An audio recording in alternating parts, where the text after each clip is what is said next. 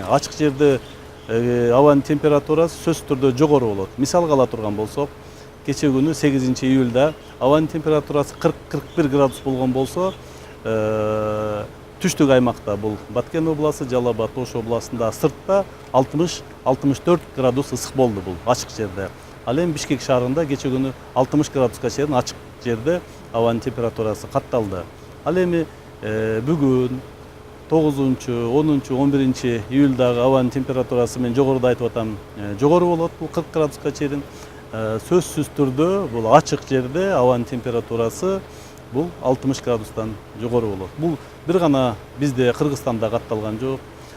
Себеби Караганда, Кустанай областтарында, бул Казакстанда 45 градуска чейин, 47 градуска чейин ысык катталды бул 8-июлда. Ал эми ачык жерде 68-ден 75 градуска чейин ысык катталды.